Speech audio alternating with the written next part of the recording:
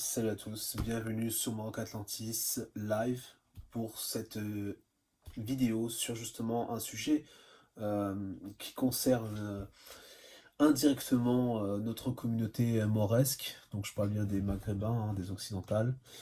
Ce qui s'est passé récemment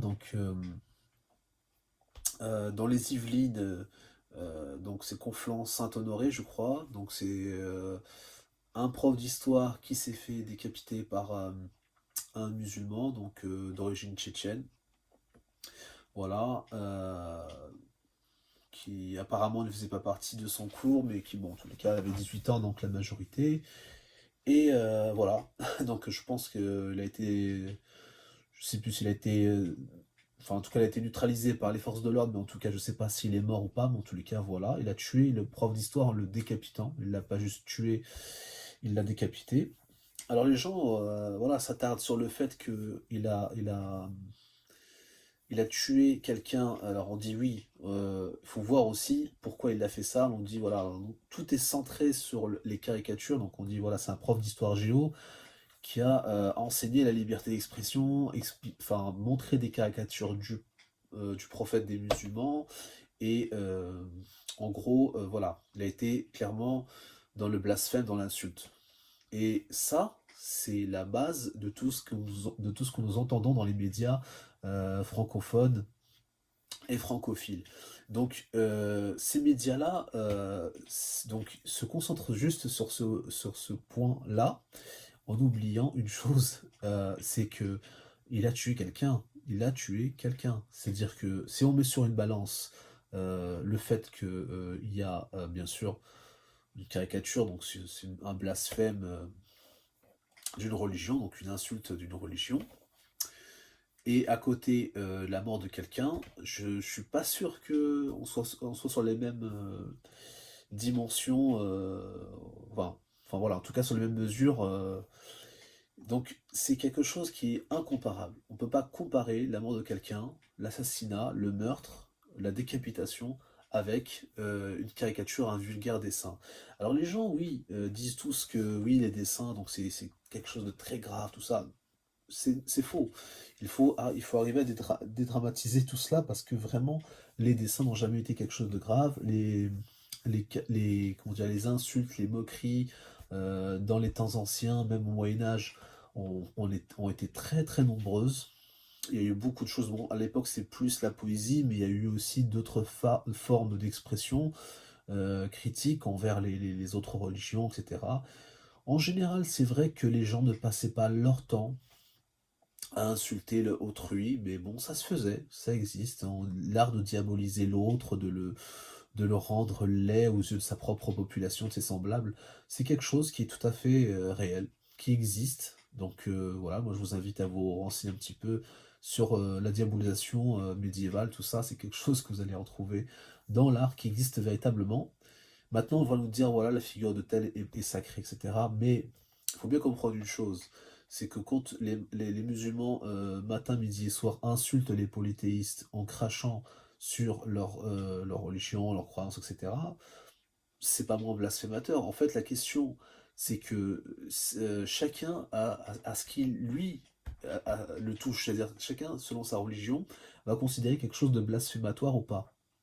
Quand vous n'êtes pas chrétien, bah, ça vous dérange pas que Charlie Hebdo fasse des dessins sur Jésus, ça vous touche pas tant que ça. Bien sûr qu'il y a certains musulmans qui ont été quand même touchés en disant voilà, c'est un prophète de l'islam pour nous, etc. Mais c'est des minorités. La réalité des choses, elle est comme je vous l'ai dit, chaque groupe religieux se sent attaqué quand on s'attaque à son identité religieuse. Mais quand on critique avec de l'art, comme enfin de l'art, avec des dessins grotesques, etc., pour se moquer de la religion d'autrui, c'est celui qui est ciblé qui se sent touché. Les autres ne le sont pas. Après, en général, moi j'ai envie de vous dire que dans l'histoire, les religions fortes, les religions qui ont, euh, qui ont une grosse identité, donc une identité lourde, ne sont jamais, n'ont jamais été choqués ni arrêtés par l'art, enfin l'art critique ou même tout simplement les insultes, les blasphèmes. Ça les a jamais touchés. Et puis, je suis désolé, vous n'êtes pas dans un pays musulman, vous ne pouvez pas considérer qu'il y a blasphème. Si vous êtes dans un pays musulman et que la personne fait une caricature insultante sur votre prophète, c'est normal que vous soyez choqué. Mais là, vous êtes en France, donc c'est... Non mais voilà. Après, le problème de l'islam, c'est que c'est une religion qui est en train de devenir depuis quelques années anationale, c'est-à-dire apatride, une religion qui est en train de devenir une start-up, c'est-à-dire, voilà, ça appartient à tout le monde, à n'importe qui, on ne sait plus qui dirige quoi, et c'est devenu une espèce de franchise, voilà, dans le monde entier, tout le monde peut être musulman, tout le monde peut devenir porte-étendard, etc. C'est sans frontières, c'est la terre entière appartient à Allah, tout ça. Enfin bref, vous connaissez l'islamo-marxisme, tout ça, c'est quelque chose qui a beaucoup gangréné les années 60, 70, 80, et aujourd'hui on en paye les pots cassés, malheureusement. Donc voilà, c'est du gauchisme islamique, et aujourd'hui on est face à cela, et donc ouais, c'est une catastrophe.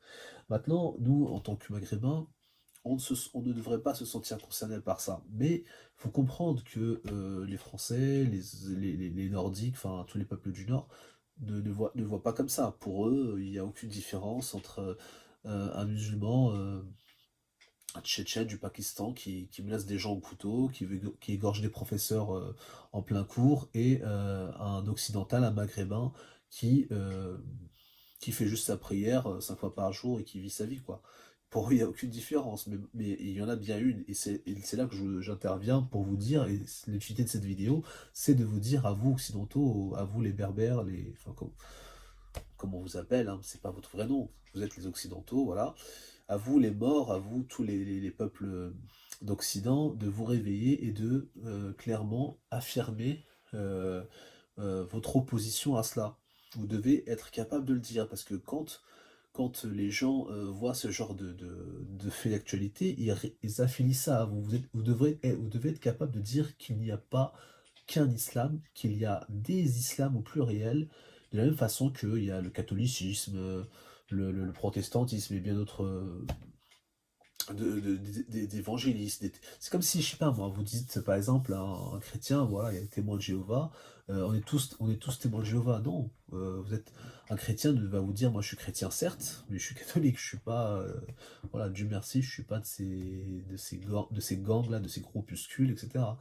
Donc faut bien comprendre ça, et vous aussi, vous devez être capable de dire, voilà, nous, l'islam, c'est, voilà, on est différents groupes. L'islam occidental, tel qu'il est défini au Maghreb, s'inspire de la philosophie de la pensée libyque, nord-africaine, et, bien sûr, a été revu et modelé à la lumière de la pensée occidentale, de la philosophie mauresque, et que depuis des siècles, il a été réformé sur plein de choses, et que c'est un islam beaucoup plus philosophique, beaucoup plus construit, beaucoup plus civilisé et élaboré que l'islam de base, qui est orthodoxal, qui est beaucoup plus cru, qui est beaucoup plus exotérique, qui est beaucoup plus externe dans le culte. Vous voyez, par exemple, prenez un oriental, un pakistanais par exemple, ou un saoudien, on lui dit c'est quoi pour vous la religion, il va vous dire bah la religion c'est de ne pas vivre comme les koufars, de d'être constamment dans la défiance vis-à-vis des mécréants, et de s'habiller dans la bonne tradition arabe, comme le faisait le prophète. C'est-à-dire même qu'on soit en 2020, il faut s'habiller la façon du 5e siècle. Enfin voilà, ce que je veux dire, c'est comme ça que eux définissent l'islam. Il n'y a pas de recherche spirituelle, il n'y a pas de tout ça. Maintenant, vous parlez avec un occidental, donc avec un Mauritanien, un Tunisien, un Marocain, un Algérien, enfin je sais pas. Vous lui posez la question, pour vous, c'est quoi l'islam? Il va vous dire, bah, l'islam, c'est une recherche profonde. C'est c'est un culte, c'est un combat, c'est c'est une volonté d'être meilleur, d'avoir toujours plus de piété, d'être bon, voilà, de s'améliorer, quoi. C'est un développement personnel, voilà. Pour eux, c'est vraiment ça, hein. Mais ouais, ce que je veux dire, donc ce n'est plus la même religion. Ça porte le même nom, ça s'appelle islam, islam, islam. Dans toutes les régions du monde, ça porte le mot islam. Ça porte le nom islam, mais ce n'est pas la même religion. Voilà, donc ça, c'est quelque chose que vous, en tant que maghrébin, vous devez faire comprendre aux gens autour de vous qui sont français, qui sont complètement Ah, c'est là, là, si on devait écrire un livre, faudrait écrire l'islam pour les nuls. Ça a déjà été fait, mais là, faut vraiment le faire. Les gens ne savent pas du tout à quoi ils ont affaire. Ils ne savent, ils ne comprennent pas. Ils ne comprennent pas. Maintenant, bien sûr, l'islam d'Orient, l'islam orthodoxal, authentique, comme on pourrait appeler ça, commence à faire sa place depuis les années 90 en Occident. Bien sûr, il y a les mouvements salafistes, les mouvements wahhabistes, takfiristes, enfin tout ce que vous voulez, ils sont partout. Ils ont évidemment raflé une grande partie du marché de la religion. Ils sont présents, ils ont des moyens colossaux. Ils sont financés par l'Arabie Saoudite, le Qatar, tout ce que vous voulez. Mais ces gens-là sont minoritaires. Voilà. Et bien sûr, leur pensée, malgré qu'elle est là et qu'elle avance et qu'elle fait du progrès, se heurte à une philosophie et à l'esprit et au génie mauresque, c'est-à-dire des gens qui ne peuvent pas concevoir la petitesse d'esprit d'un Dieu frustré et caricatural. C'est-à-dire, pour eux, l'idée du divin, ça ne peut pas être un Dieu tortionnaire, qui se met en colère dès qu'une femme enlève son voile, qui est une espèce de côté puéril, de tout le temps maltraiter le faible, etc. Ça, c'est pas notre idée de la divinité. Voilà. Maintenant, le problème, c'est qu'il y a bien sûr une réalité quand même, c'est que le Maghrébin, en étant musulman, se heurte à des contradictions terribles.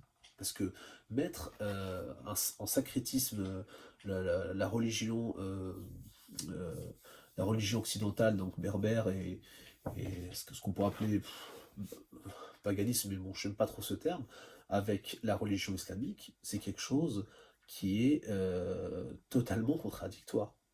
L'islam n'est pas compatible, par exemple, avec les valeurs, avec la pensée de nos pays, que ce soit le Maroc ou l'Algérie ou ce que vous voulez.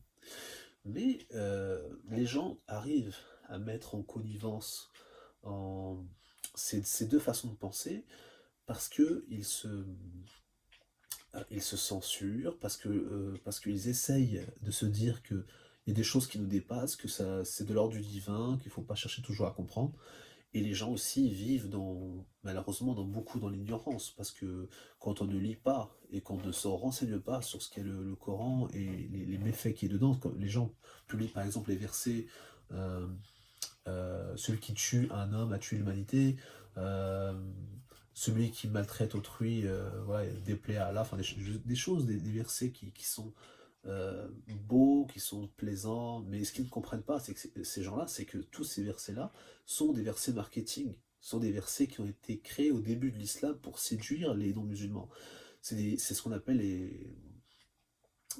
si je me trompe pas, c'est ce qu'on appelle les versets mais quoi? C'est-à-dire, c'était au début, quand les musulmans étaient minoritaires et qu'ils étaient en danger, qu'ils n'avaient pas d'armée, donc ils faisaient profil bas, donc ils étaient plutôt conciliants, voilà, soyons dans la tolérance, etc.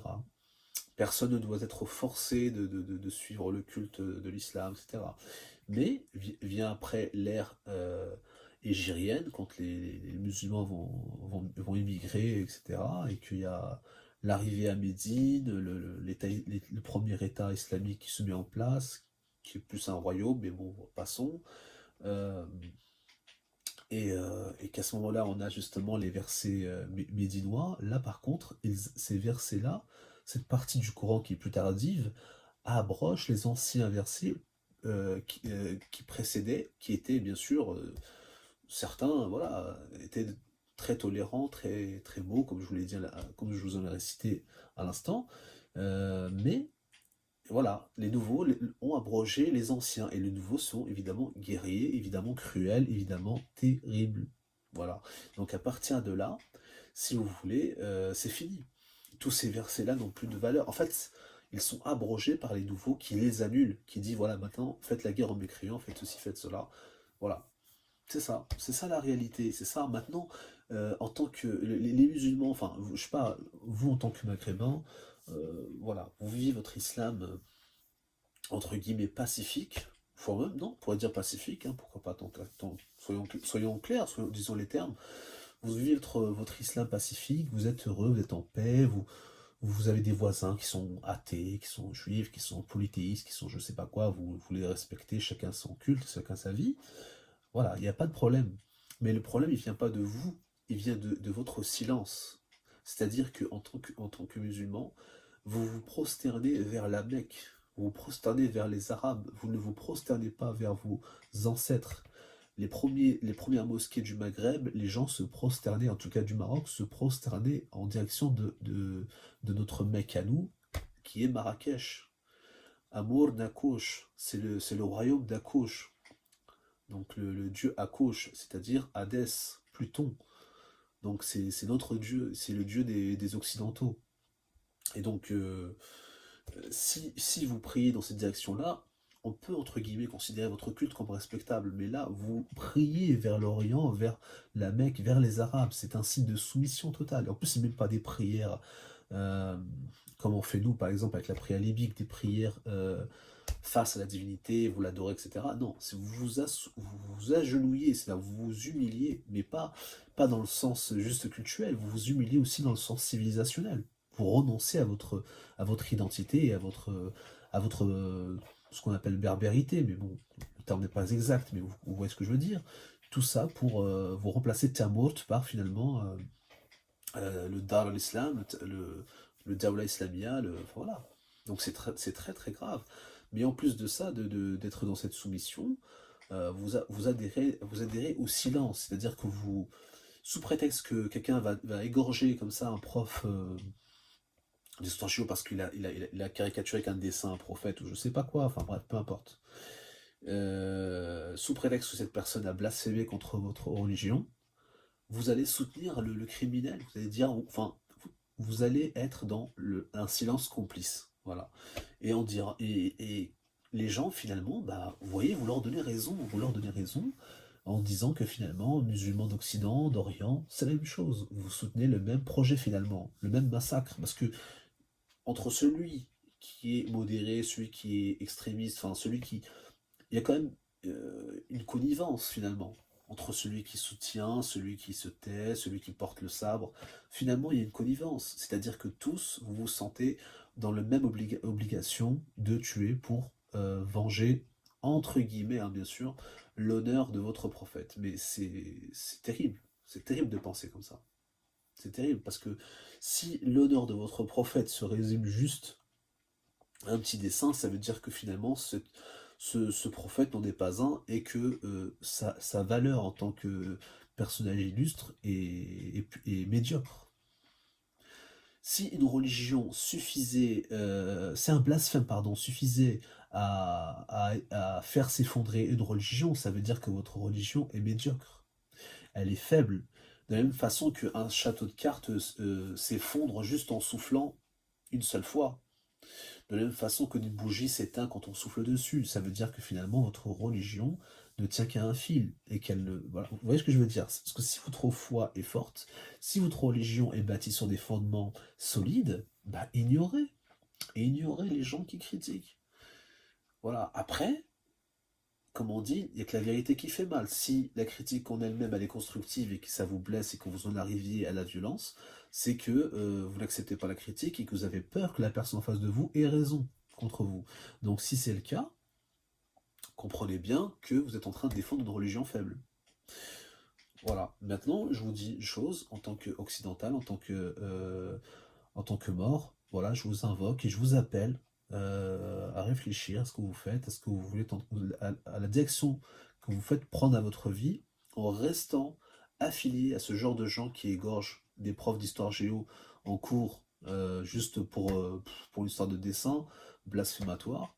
Si vous voulez vraiment rester dans une religion comme ça, ou est-ce que il serait pas temps pour vous, pour votre avenir, pour la vérité, de revenir à la religion de vos ancêtres? Voilà, moi je vous pose la question. C'est à vous d'en juger, de décider des choses. Moi, je ne juge pas pour vous. Maintenant, je vous le dis clairement, quand on veut avoir son identité, Tamourt, non, nous les morts, les fils de Tamourt, quand nous sommes fiers de notre identité, entre guillemets, berbère. Si on veut vraiment la défendre, si on veut vraiment être ce que nous sommes, et ne plus se cacher derrière des termes, derrière des noms qui ne sont pas les nôtres. Il faut à un moment donné faire le choix et ne plus soutenir ce genre de personnes qui sont en train de nous humilier totalement. Moi, je vous le dis clairement, c'est une humiliation. Les gens sont en train de nous salir. Alors les gens disent oui, non, ils salissent l'islam. Non, ils ne salissent pas l'islam, ils vous salissent vous, en tant qu'occidental, en tant que berbère, en tant que maghrébin, parce que c'est vous maintenant qu'on va identifier. Aucun Français n'a l'esprit ni les connaissances assez larges, surtout avec ce qu'on leur sort dans les médias malheureusement, et ce qu'on leur apprend à l'école, pour se dire que c'est quelque chose qui est oriental, que c'est un phénomène pakistanais, tchétchène, que voilà, c'est un islam d'Orient et que vous, en tant que musulman maghrébin, vous n'avez rien à voir avec ça, que votre islam est différent de celui-là, etc., etc. Non, personne va avoir cette culture. On pourrait, mais il faudrait vraiment informer les gens. Et les gens sont très très mal informés et ne cherchent même pas à s'informer. On est arrivé à un point, si vous voulez, de prémisse de guerre civile où personne n'a la force de chercher, de se poser des questions. Maintenant, les gens, ils veulent des mots, ils veulent des décisions, ils veulent des faits concrets. Quand je dis des mots, c'est-à-dire des engagements de notre part. Moi, je pense que à un moment donné, si on voyait plein de vidéos d'occidentales comme moi qui sont tous là à annoncer qu'ils désavouent totalement euh, ces attentats, ces crimes, tout ça, et qu'ils sont beaucoup plus portés vers la civilisation et vers le civisme. Bien sûr, il y aurait plein de gens pour, euh, pour dire bravo, etc. Et ça nous redonnerait justement du prestige. Mais vous voyez par vous-même, nous sommes dans une situation où il y a très peu de Maghrébins qui réagissent correctement, qui redonnent de la valeur et de la lueur à notre race, à notre ethnie, enfin appelez ça comme vous voulez, à notre civilisation, et que plus le temps passe, plus on s'embourbe finalement dans ce piège. Donc moi je vous dis clairement, soyez forts, soyez capables de faire un choix. Voilà, moi le mien est fait, hein. Moi c'est fait.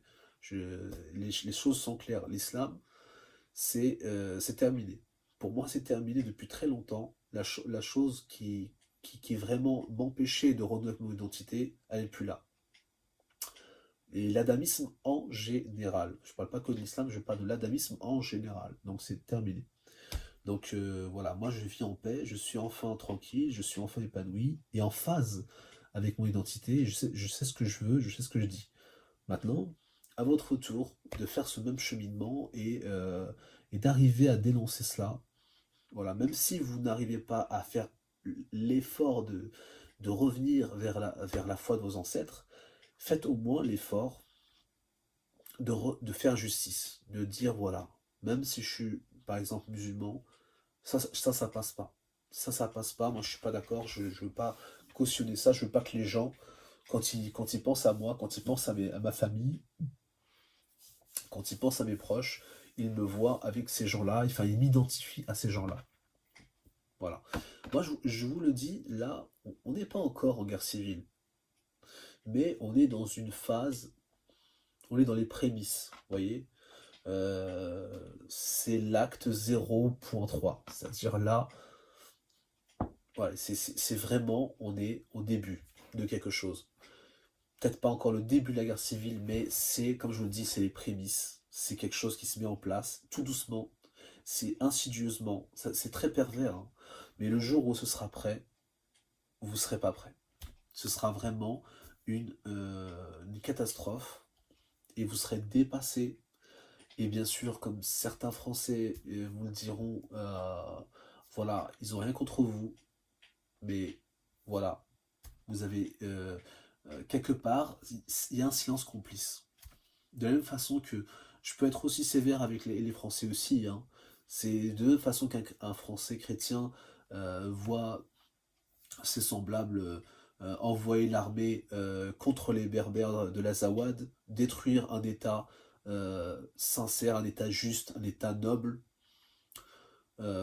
détruire des écoles publiques, détruire la vie des enfants, empoisonner les enfants dans les puits avec l'uranium et tout ce que la France exploite avec Areva depuis le Niger jusqu'au Mali, et dire ah, nous avons perdu 2 soldats, c'est tout ce qui nous intéresse, ça c'est dégueulasse. Moi je vous le dis clairement. C'est pour ça que je vous dis, moi je suis pas dans une critique partisane, gauche-droite, français, Maghreb, tout ça. Moi je dis, quand c'est quelque chose qui est mauvais dans notre camp à nous, comme dans leur camp à eux, il y a quelque chose à dire, je le dis, et je suis, voilà, je suis impartial.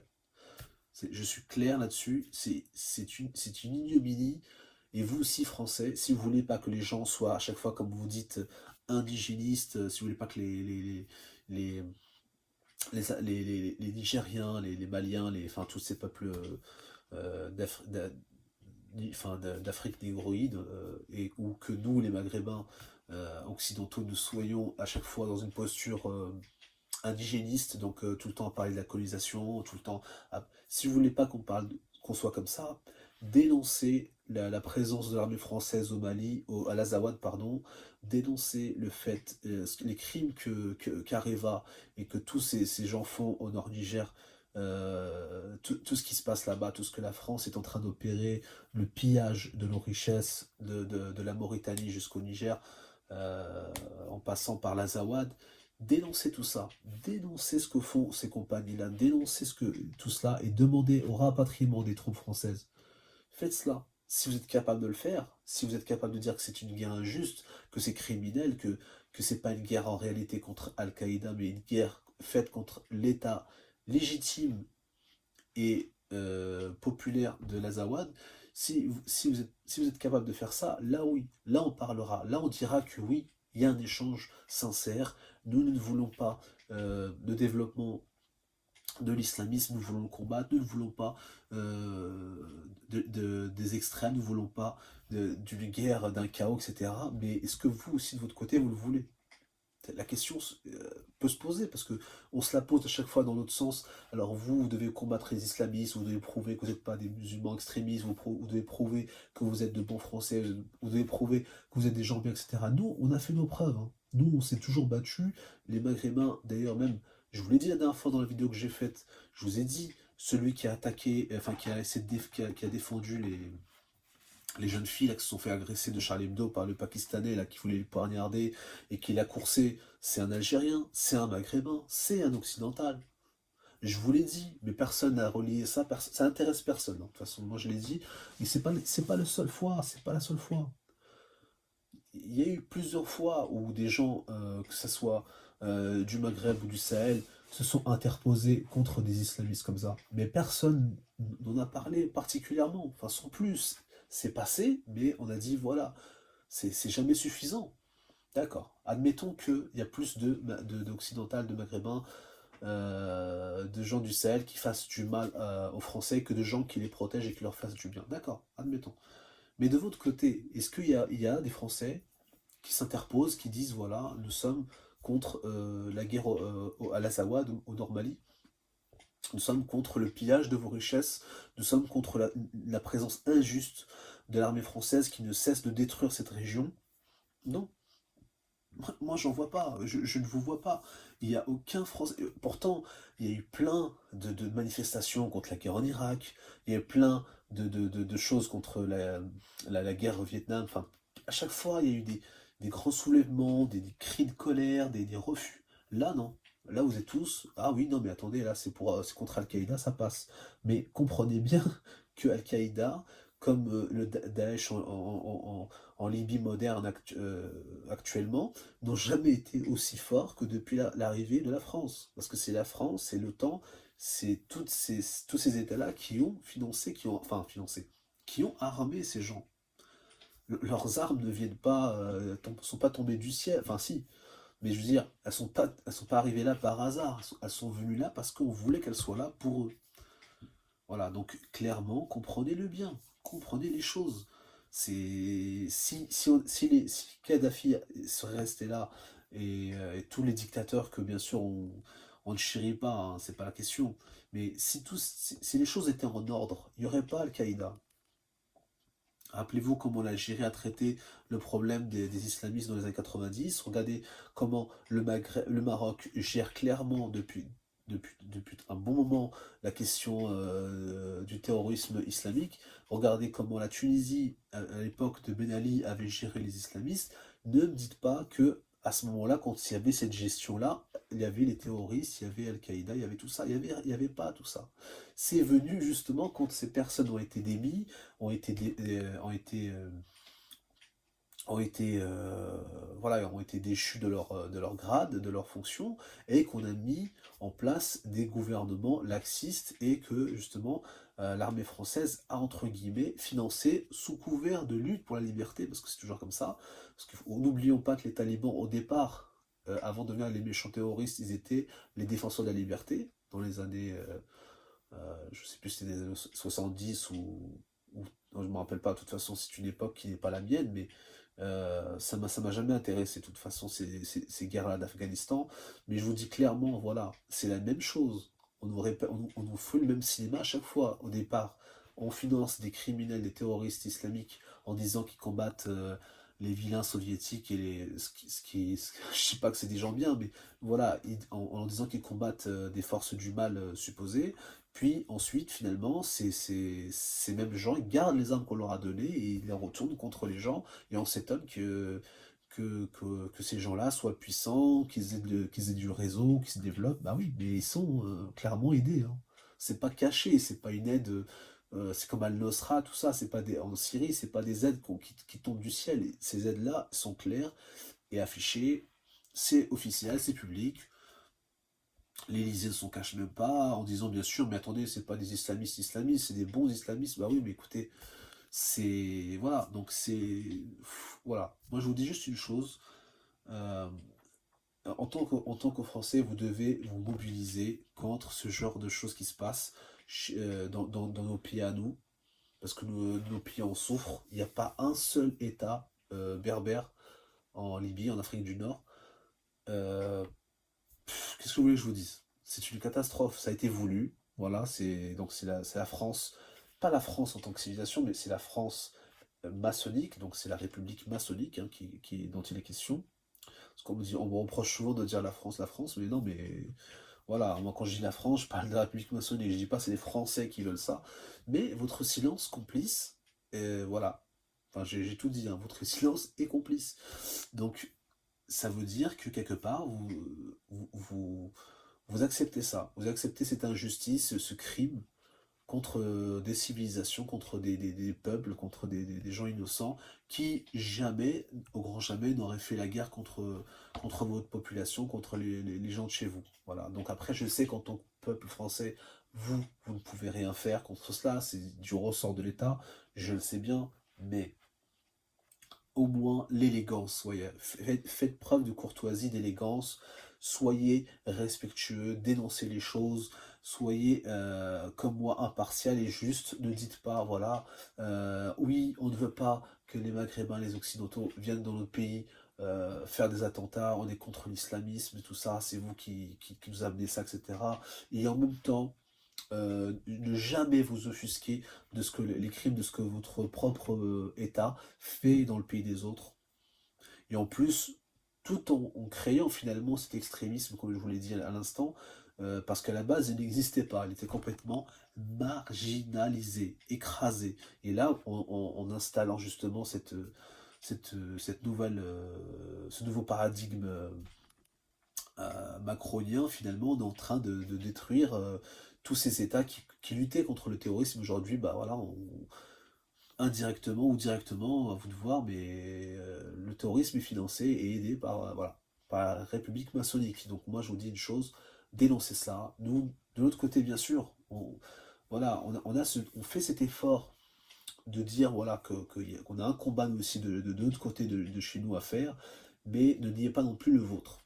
Parce que c'est vraiment de l'anarchisme que de voir tout le temps le mal chez l'autre, mais jamais chez soi. Voilà, donc moi c'est tout ce que j'avais à vous dire. Voilà, j'espère que j'aurai été clair. J'espère que cette vidéo vous aura fait comprendre certaines choses. Si vous avez des questions, n'hésitez pas à en poser. Moi, en tout cas, je reste quand même à votre disposition. Et voilà, un dernier message à mes frères, à tous les morts, à tous les occidentaux. Azustum Tamurnu, n'oubliez pas votre pays, votre mère matrie, votre mère nation. N'oubliez pas ce que vous êtes et comprenez que vous devez gagner impérativement votre place qui vous est légitime en tant que civilisateur. Vous devez reprendre votre flambeau, votre place. Vous ne devez plus être les laquais de l'arabisme, de l'Orient. Euh, vous ne devez plus être la caricature de vous-même. Vous ne devez plus comment dire, tolérer que des gens fassent des crimes et qu'ils portent la même religion que vous, enfin en tout cas voilà, le même nom de religion que la vôtre. Changez de religion, changez de paradigme, changez de foi, enfin changez plutôt d'idéologie et gardez votre foi telle quelle, parce que sachez que dans le lévisme, dans la religion de nos ancêtres, dans le libysme, c'est la même foi. C'est la foi, bien sûr, au divin, certes, en plusieurs dieux, mais ça, c'est qu'une question technique, ce n'est pas une question spirituelle. La question spirituelle, elle est de fait. Vous croyez en quelque chose qui nous dépasse, en quelque chose qui nous rassemble, en quelque chose qui nous transcende. Et là-dessus, vous n'avez rien à changer. Restez tel que vous êtes. Ce n'est pas parce que vous allez quitter l'islam que vous allez abandonner toute foi, toute valeur, toute morale. Bien au contraire, vous allez la perfectionner, vous allez l'améliorer, vous allez avoir foi en plus de choses. Votre foi va juste se mûrir. Donc voilà, n'hésitez pas à faire cet effort-là. Et comme ça, vous gagnerez le respect des autres et vous aurez du respect envers vous-même. Voilà. À très bientôt, je vous laisse. Bonne soirée à tous. Ciao, ciao.